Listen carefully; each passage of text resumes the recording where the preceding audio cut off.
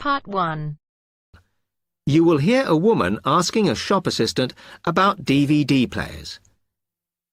You now have 30 seconds to read questions 1 to 4.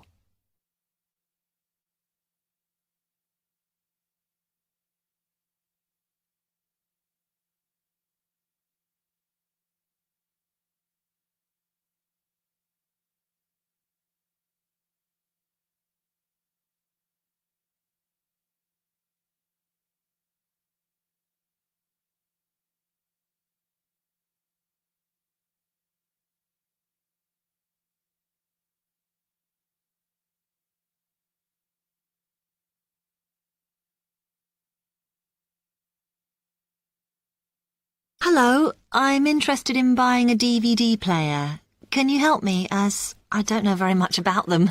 Of course. We sell quite a range. Actually, we're doing a customer survey at the moment, so I wonder if I could fill in this form about you, and that will actually help me to advise you on the best DVD player for you. Oh, okay. First of all, your occupation. Student. Okay. Then, have you already got a DVD player? No, I've never had one before. Uh-huh. And how much do you think you want to spend on a player? I'm not sure, really, but I have got a budget. My friend said I should allow about £100, but I can't afford over £85, so that's what I'm working on. Mm-hmm. And do you watch DVDs very often? Depends what you mean by often. I don't know what the norm is. Is it about 2 a week? I suppose I watch 3 a month. That's enough for me. Yes. What sort of films do you like watching then? Action movies? Not really. Oh. My boyfriend always insists we watch science fiction movies, but I prefer thrillers. Something to get your teeth into. Okay, just one more. Do you watch other DVDs? Ones that are not films, like music or something? Not much, because I don't want to spend the money on something I can watch on TV, but I occasionally rent out comedy programs, and I fight with my boyfriend over all the sports DVDs he watches. You now have 30 seconds to read questions 5 to 10.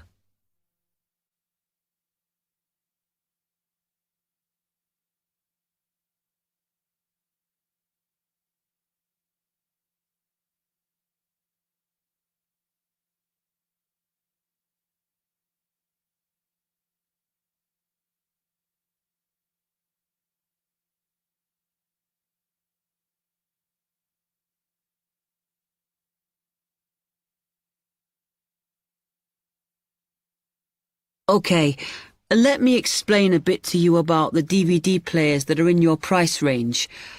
First, there's the DB30, which has only got basic features, but it is a bargain at £69. Now, all the DVDs come with an after-sales service that starts when the guarantee runs out. As it's so cheap, the DB30 comes with a limited after-sales service, as it only includes parts. You would have to pay for most of the repair. Seems okay. Then, a slight grade up from that is the XL643. This comes with an additional feature in that it has an extra button allowing you to record. That's quite useful. Oh, yes. That would mean spending less on DVDs to watch. Yes, so you'd make the extra money back on it that it costs. Let me see how much it is. Yes, that one's actually reduced at the moment from £79 to £71.99. Oh. I think it's worth the extra myself. And is that the same level of after-sales service as the other one? Well, you get a bit more for your money because what we're offering is a discount on labour. So you don't pay the full price if you have to call an engineer out. I see. Then the last one is this Tri-X 24.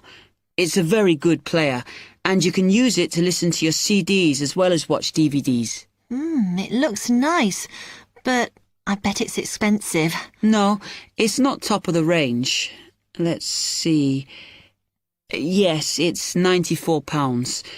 But what you have to remember is that includes insurance, so you don't have to pay extra for that. And it comes with a guarantee that's valid for 3 years, as opposed to the usual one. What do you think? Maybe.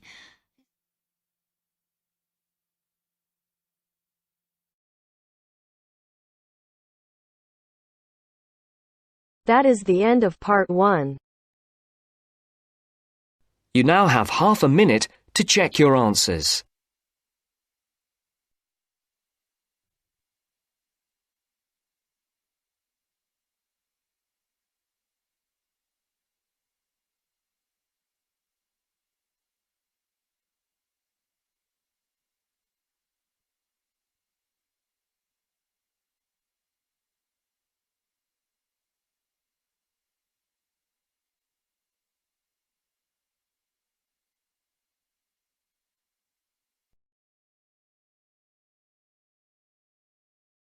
Now turns to part 2. Part 2. You are going to listen to a talk about au pairs in the UK. First, you have some time to look at questions 11 to 15.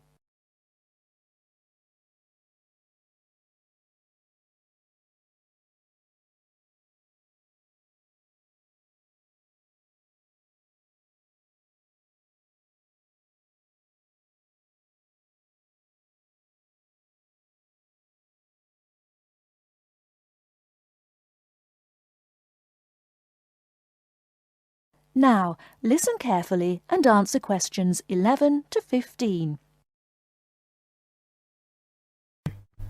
What is an au pair?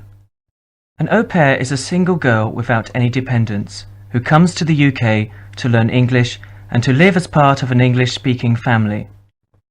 She is not a domestic servant, but may help in the house for up to 5 hours a day for pocket money. Suitable tasks would be light housework and taking care of children. She should have 1 day each week completely free, and she should be free to attend language classes and religious services if she wishes. Pocket money should be between £15 and £20 per week, and she should have her own room. Before she arrives, she should have as much information as possible about the home she is going to and what she will be expected to do. She will find it helpful to have a letter from her hostess explaining the arrangements to show the immigration officer when she arrives.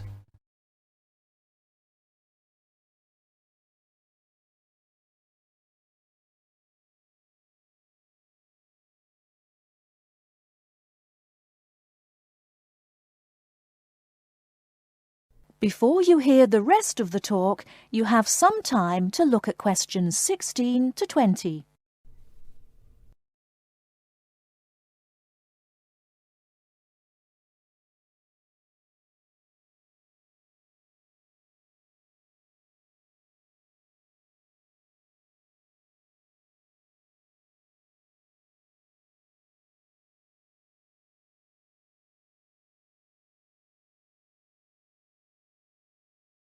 Now listen and answer questions 16 to 20.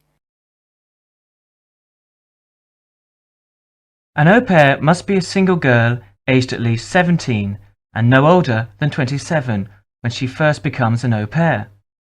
She must be a national of a Western European country, which includes Malta, Cyprus and Turkey. The longest a girl may stay in the UK as an au pair is 2 years. A girl who has been in the UK before as an au pair will be allowed to come to the UK again as an au pair only if the total period is not more than 2 years. An au pair is not allowed to take a job in this country. The light household duties which are part of the au pair arrangement are not regarded as employment. An au pair who is a national of a country which is not in the Commonwealth or European Community EC, and who is admitted for longer than 6 months will normally have to register with the police. This will be shown in her passport. She must take her passport and 2 passport-size photographs to a police station. She will have to pay a fee, about £25. If an au pair wishes to stay longer than the time stamped in her passport, she may apply either by post to Luna House, Croydon, or in person at one of the public inquiry offices. If she applies by post, it is a good idea to send any valuable documents by recorded delivery post. She should apply before the time limit on her permitted stay runs out. She must show that the arrangements are still those of an au pair. She may change host families during her time in the UK, providing that the new arrangements are also those of an au pair. That is the end of part 2. You now have half a minute to check your answers.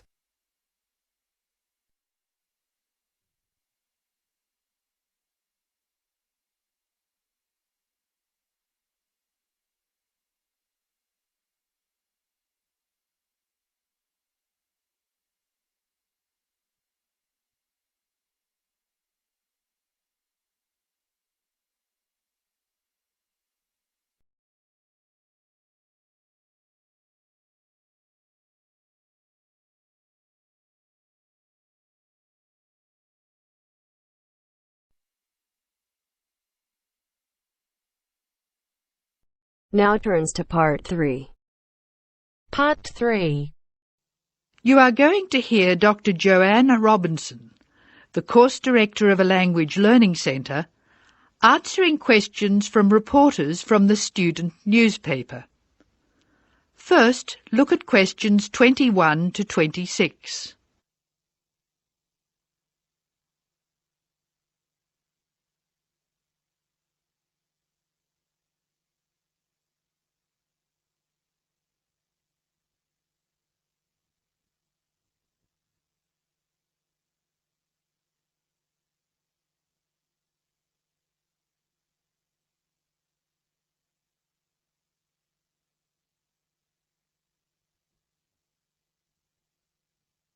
As you listen to the first part of the talk, answer questions 21 to 26.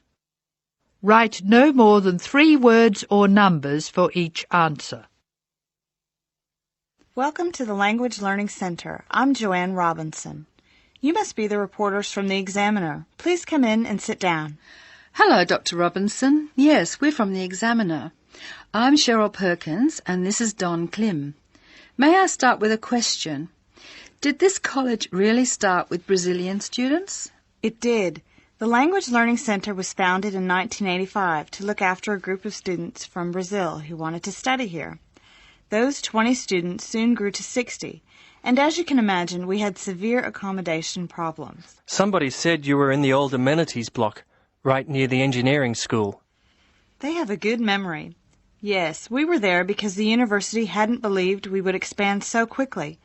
The problem wasn't solved until we moved into these new premises in Bancroft House in 1987. When did you start taking students from other countries? About 1990. We now have students from 13 different countries enrolled, and we expect a large group from Turkey next month. Yes, we've noticed a lot more advertisements for Turkish restaurants in our advertising section. Well, 40% of our students come from Turkey, by far the largest single national group. And I believe there's been an influx to the rest of the university. There are a lot of Turkish students studying hospitality. Do you offer anything special to the students? Yes, we do. There are several things which make us rather different from other language schools. English is certainly not restricted to English for academic purposes here. Sometimes we have extra classes for students who have particular courses in mind. And we have just said goodbye to a group of 30 Indonesian students who were preparing for a university course in agriculture.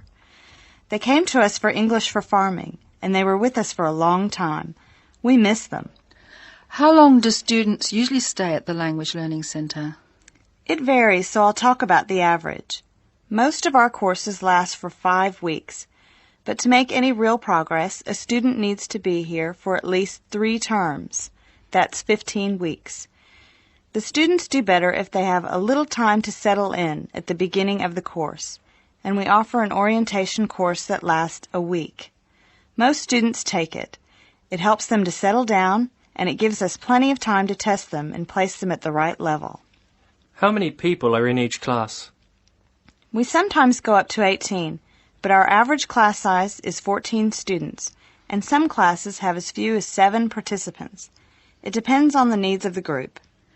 You were saying that you miss your students when they go. How do you attract students? I mean, how do they hear about the Language Learning Centre in the first place?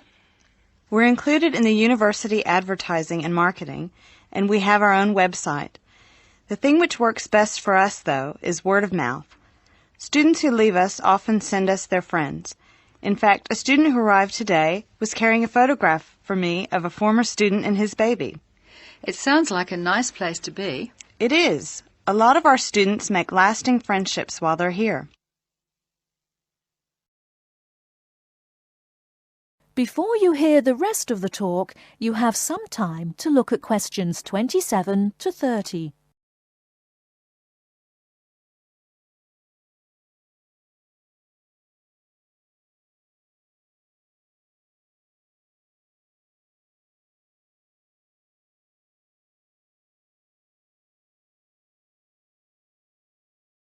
Now listen and answer questions 27 to 30. Making friends with other students sounds special enough. I'd like to emphasise that in the student newspaper. We do try to get our students to be part of the wider university. How do you do that? Do you encourage them to join the sports centre, for instance? Indeed we do. The sports centre is always looking for active participants, particularly in soccer. Oh, and something else.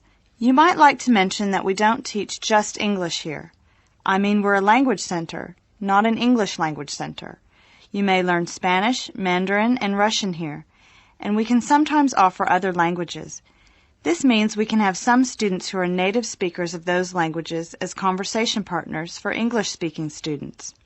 Who can do these courses? At this stage, any native speaker of English. What about the people who are learning English? Can they do a non-English language course? At this time, only if they've almost finished their English language course.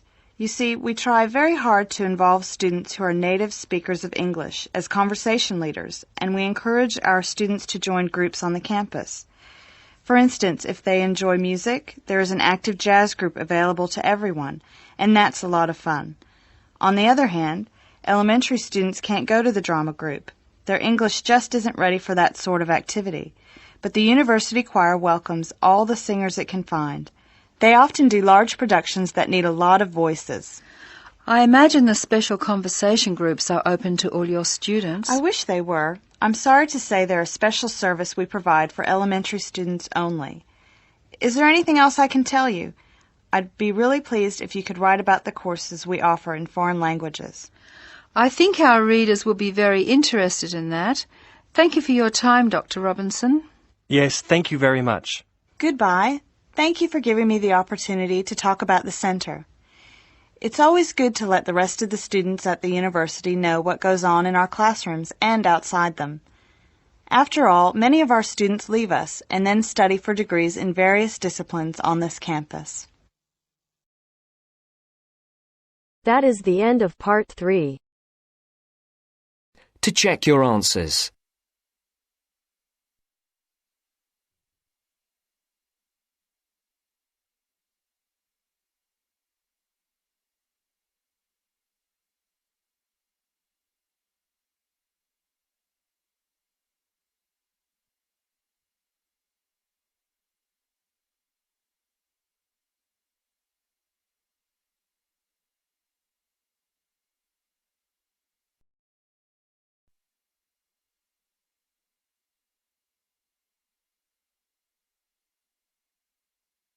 Now turns to part 4. Part 4. You will hear part of a talk on cat breeds. First, you have some time to look at questions 31 to 40.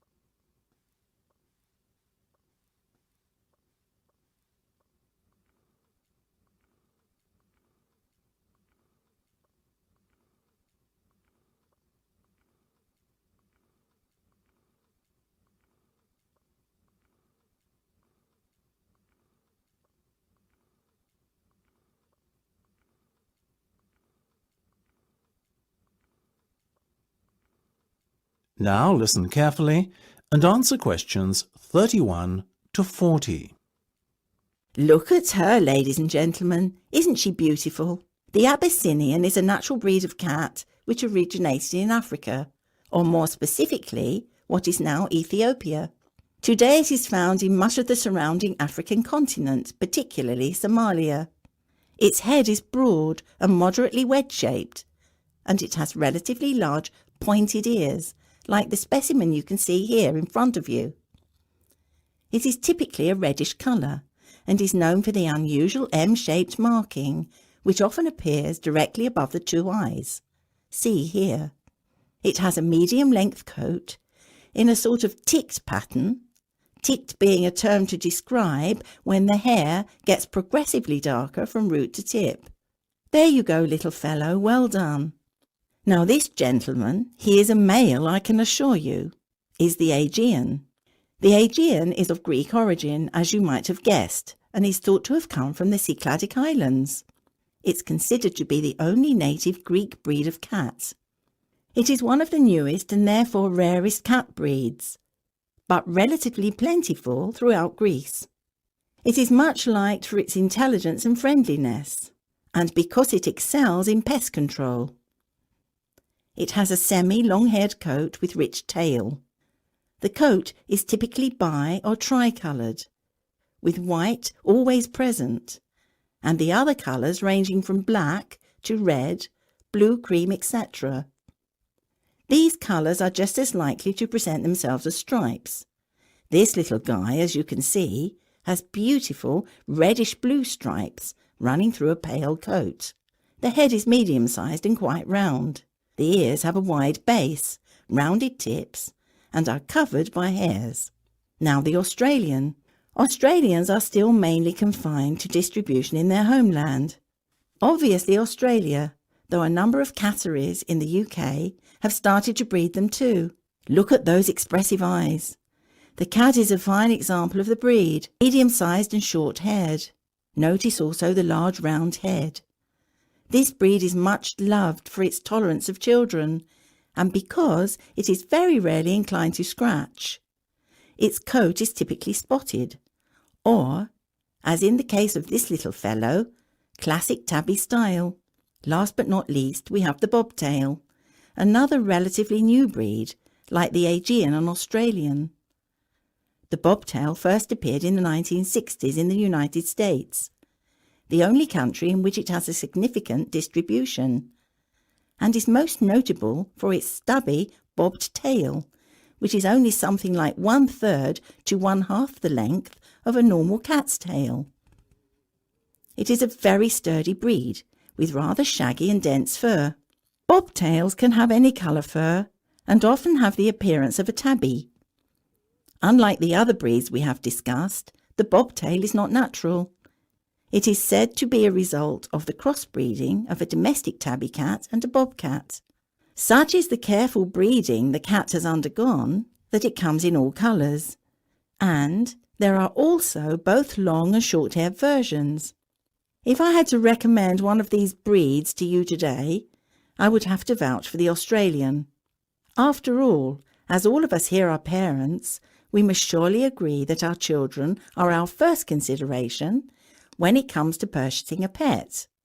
What effect the animal will have on them, how will it react, etc. These are questions we all ask ourselves, and they are even more important when the child is very young. The Australian is simply unrivalled in the temperament department and is extremely unlikely to lose its composure and take a swipe at your child. That said, it is still a very rare breed in these parts, and as with all things in the world, rare equates to very expensive. So it may be beyond the price range some of you are prepared to pay. Surprisingly perhaps, though the bobtail is part lynx or bobcat, as they say in the States, it doesn't appear to have inherited any of the wildcat's aggressiveness, and therefore it makes an excellent second best as a pet you can allow to be around children. It is also considerably less expensive. The other two breeds we have talked about both make excellent house pets. However, hand on heart, I could not endorse either as a pet to have around young children. In my view, the child's safety is not something to gamble with. So, if you can afford the extra few quid to lay out for a bobtail, or better still, an Australian, do so. You won't regret it.